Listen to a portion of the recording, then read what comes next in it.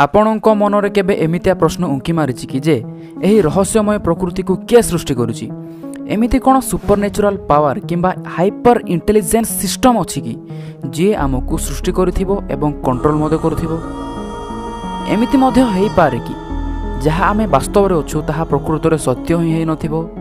ବେଳେବେଳେ ଏମିତିଆ ପ୍ରଶ୍ନ ବି ମୁଣ୍ଡରେ ଉଙ୍କି ମାରିଥାଏ, ଲାଇକ୍ ଆମକୁ ଯନ୍ତ୍ରଣା କାହିଁକି ହେଇଥାଏ? Why do we feel pain when we get injured? ଆମ ମାଇଣ୍ଡରେ କାହିଁକି ଏବଂ କେମିତି ବିଭିନ୍ନ ପ୍ରକାରର ଥଟ୍ସ ବା ଭାବନା ଉତ୍ପନ୍ନ ହୋଇଥାଏ? ଆଣ୍ଡ ୱି ଅଲ୍ ନୋ ଏହି ଥଟ୍ ପ୍ରୋସେସ୍ ହିଁ ଆମ ବଡିର ଡିଫରେଣ୍ଟ ଆକ୍ସନ୍ସ ଗୁଡ଼ିକୁ ଟ୍ରିଗର କରିଥାଏ, ରାଇଟ୍? ଏହି ନେଚରରେ ଏମିତି କିଛି ବାହ୍ୟ ଶକ୍ତିର ଉପସ୍ଥିତି ଅଛି କି ଯିଏ ଆମ ମାଇଣ୍ଡରେ ଡିଫରେଣ୍ଟ ଟାଇପ୍ସ ଅଫ୍ ଥଟ୍ କିମ୍ବା ଭାବନା ଗୁଡ଼ିକୁ ଜେନେରେଟ୍ କରୁଅଛି? ଏହି ପ୍ରଶ୍ନ ଗୁଡ଼ିକର ଆନ୍ସର ତ ଆମକୁ ସାଇଣ୍ଟିଫିକ୍ ବେସିସ୍ରେ ମିଳିଯିବ, କିନ୍ତୁ ମେଟା ସାଇଣ୍ଟିଫିକ୍ ବେସିସ୍ ଗଡ୍ ଆଇଡିଓଲୋଜି କିମ୍ବା ଫିଲୋସଫିକାଲି ଯଦି ଦେଖିବା ତ ଏହି କ୍ୱେଶ୍ଚିନ୍ ଗୁଡ଼ିକର ଆନ୍ସର ଟିକିଏ କଣ୍ଟ୍ରାଡିକ୍ଟିଂ ହେଇପାରେ କିମ୍ବା ବେଳେବେଳେ ମିଳି ବି ନପାରେ। Well hello friend, this is Urdhab Santa, welcome to my channel. ଆଜିର ଭିଡ଼ିଓରେ ଏହି ପ୍ରଶ୍ନ ଗୁଡ଼ିକର ଉତ୍ତରକୁ ବୋଥ୍ ସାଇଣ୍ଟିଫିକ୍ ପର୍ସପେକ୍ଟିଭ୍ ଏବଂ meta scientific perspective philosophically or God ideology ବେସିସ୍ରେ ଡିକୋଡ୍ କରିବାକୁ ଚେଷ୍ଟା କରିବା। So without further wasting any time, let's get into the video.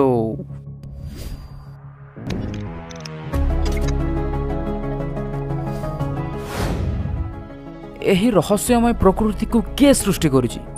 ଏମିତି କିଛି ହାଇପର ଇଣ୍ଟେଲିଜେନ୍ସ ସିଷ୍ଟମ ଅଛି କି ଯିଏ ମଣିଷକୁ କ୍ରିଏଟ୍ କରିଛି ଏବଂ କଣ୍ଟ୍ରୋଲ ମଧ୍ୟ କରୁଥିବ? ଏହି ପ୍ରଶ୍ନର ଉତ୍ତରକୁ ଯଦି ଆମେ ସାଇଣ୍ଟିଫିକ୍ ବେସିସ୍ରେ ଦେଖିବା ଦେନ୍ ଆନ୍ସର ଆମକୁ ଇଜିଲି ମିଳିଯିବ, କିନ୍ତୁ ଆମେ ଏହି କ୍ୱେଶ୍ଚିନ୍ର ଆନ୍ସରକୁ ରେସନାଲ ୱେରେ ଡିକୋଡ୍ କରିବାକୁ ଚେଷ୍ଟା କରିବା।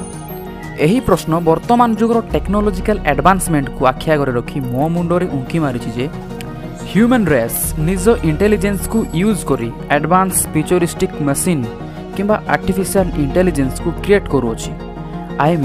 ମଣିଷ ନିଜ ଇଣ୍ଟେଲିଜେନ୍ସ ଦ୍ୱାରା ଆଉ ଗୋଟେ ଇଣ୍ଟେଲିଜେନ୍ସକୁ ସୃଷ୍ଟି କରିପାରୁଛି ଏବଂ ସେହି ଇଣ୍ଟେଲିଜେନ୍ସକୁ ହାତ ମୁଠାରେ କଣ୍ଟ୍ରୋଲ କରି ନିଜ କାର୍ଯ୍ୟ ସବୁ ମଧ୍ୟ କରାଉଅଛି।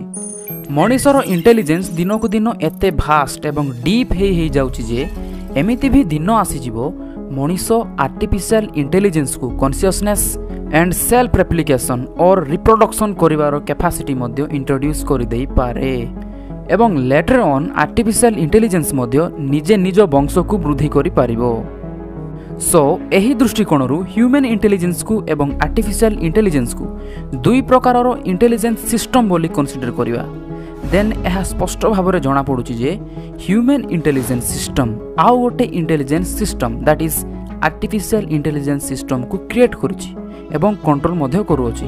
ହାଇପୋଥେଟିକାଲି thinking, let's get deep into the thought. ଯେମିତି ହ୍ୟୁମାନ୍ ରେସ୍ ଆର୍ଟିଫିସିଆଲ ଇଣ୍ଟେଲିଜେନ୍ସକୁ କ୍ରିଏଟ୍ କରୁଛି ଏବଂ କଣ୍ଟ୍ରୋଲ ମଧ୍ୟ କରୁଅଛି, ଏମିତି ବି ହେଇପାରେ କି ଆଉ ଗୋଟେ ହାଇପର ଇଣ୍ଟେଲିଜେନ୍ସ ସିଷ୍ଟମର ଏକ୍ଜିଷ୍ଟେନ୍ସ ଯିଏକି ମଣିଷକୁ ସୃଷ୍ଟି କରିଥିବ ଏବଂ କଣ୍ଟ୍ରୋଲ ମଧ୍ୟ କରୁଥିବ?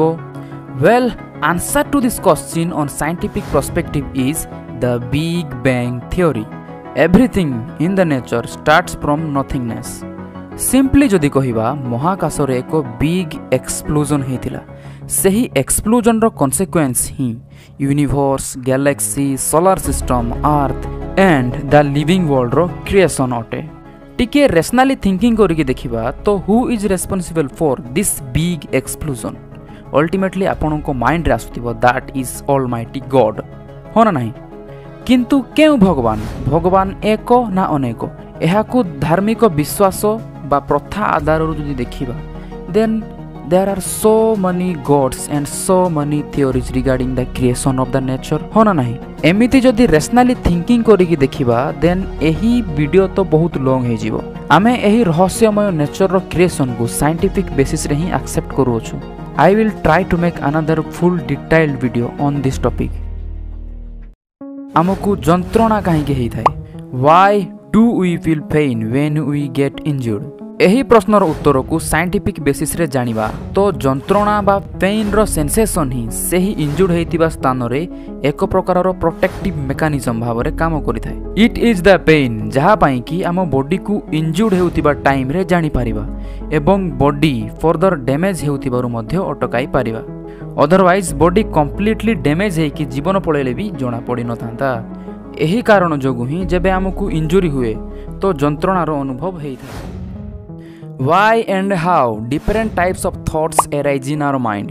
यही प्रश्नर उत्तर साइंटिफिक बेसिस रे हमको मिल जिवो बट यही क्वेश्चन रो आंसर को आमे रेशनली डिकोड करिया को चेष्टा करिया कोन एमिति किछि एक्सटर्नल पावर अछि कि आम माइंड रे डिफरेंट टाइप्स ऑफ थॉट्स को जनरेट करूथिबो आर्टिफिशियल इंटेलिजेंस को जेमिति प्रोग्रामिंग करा जाइछि एवं कमांडिंग बेसिस रे ही ऑपरेट करा जाउछि कोन एमिति भी हेई पारे कि आम ब्रेन को मध्य प्रोग्रामिंग करा जाइथिबो एवं जे प्रोग्रामिंग को डिजाइन करिछि तांको कमांडिंग बेसिस रे ही आम माइंड रे डिफरेंट थॉट्स गुडी को जनरेट होथिबो एंड सही थॉट प्रोसेस ही आम बॉडी रो डिफरेंट एक्शन को ट्रिगर करूथिबो देखंतु आपनको फेस रे हल्का स्माइल करिकि एही थॉट को रोस्ट करिया को चेष्टा करथिबे कि भाई आमे कोनोसी मशीन केमा कंप्यूटर नुहे जे प्रोग्रामिंग करा जाइथिबो एवं कमांडिंग बेसिस रे ही काम करथिबो देखंतु मनुष्यर इंटेलिजेंस जेमिति एआई को प्रोग्रामिंग करूची ठीक सही परि मनुष्य ठारू भी अधिक इंटेलिजेंस रे किछि थिबो कि जे कि आमको डिजाइन करथिबो एवं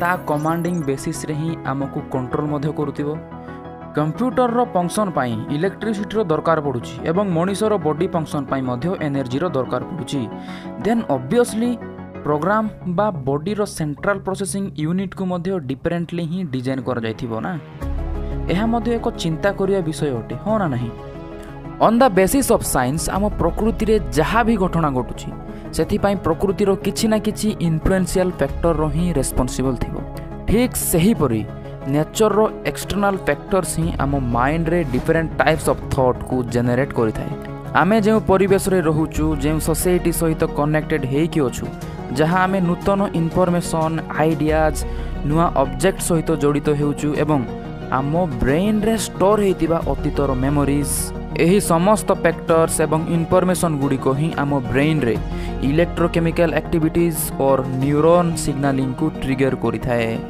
सही न्यूरॉन सिग्नलिंग ही आम ब्रेन रे डिफरेंट टाइप्स ऑफ थॉट्स को जनरेट करिथाय सो गाइज यही हाइपोथेटिकल एंड कॉन्सेप्चुअल थॉट्स को वीडियो रे सिंप्लीफाई वे रे एक्सप्लेन करबा को चेष्टा करूची आई होप कि आपण माननकु बुझा पड़िथिबो एवं इन्फॉर्मेटिव लागिथिबो let me know your opinion below the comment box जदि एही वीडियोटी आपनकु भलो लागिची देन लाइक एंड चैनल को सब्सक्राइब करबा को जमारो भूलिबेनी धन्यवाद।